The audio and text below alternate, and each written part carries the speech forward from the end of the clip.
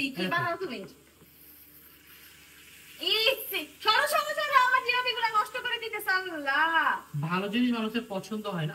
পুরা লাইছে ও বলে জিলাপি বানাবে। গাইস দেখেন, তোমার জন্য, এই যে তোমার ঝামেলার জন্য আমার জিলাপিটা নষ্ট হয়ে গেছে। ওর হিংসা হয়। আমি গাইস আপনি কমেন্টস করে জানান। আমরা হচ্ছে আজকে রোজার জন্য সবকিছু এখানে কমপ্লিট করে ফেলেছি। আর আজকে রাকিব সবার জন্য এখানে লাচ্ছি বানাইতেছে। দেখেন ইয়ামি ইয়ামি লাচ্ছি। আল্লাহ জানে গাইস খাওয়া যায় কিনা। তুই আমার থেকে বেশি প্রো, আজকে তোকে দেখাইতেছি মজা।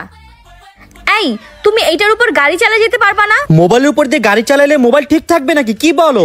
হ্যাঁ, এইটাই তো দেখতে চাই কে আসল প্রো। আচ্ছা ঠিক আছে, গাড়ির নিচে দিয়ে দাও মোবাইলটা। কে আসল প্রো সেটা এখন গাড়ির নিচে দিলেই বোঝা যাবে। চলে আসো।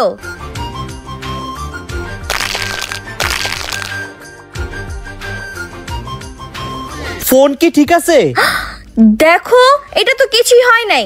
এত বড় একটা গাড়ি ফোনের উপর দিয়ে যাওয়ার পরে ফোনের কিছুই হলো না, এটা কি করে সম্ভব? কই দেখি, আসলেই তো Oppo A5 Pro তোমার থেকেও বেশি প্রো।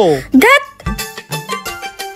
আজকে হচ্ছে আমি আমার জীবনের প্রথমবারের মতো জিলাপি বানাতে যাচ্ছি। দেখি কি বানাই।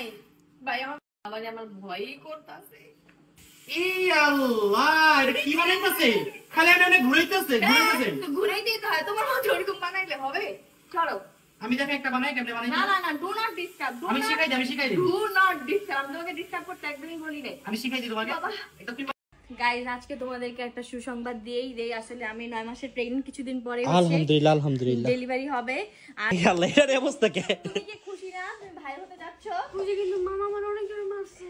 তুমি খুব হতে যাচ্ছ ঋতু, ফাইনালি? হ্যাঁ, আমি অনেক খুশি।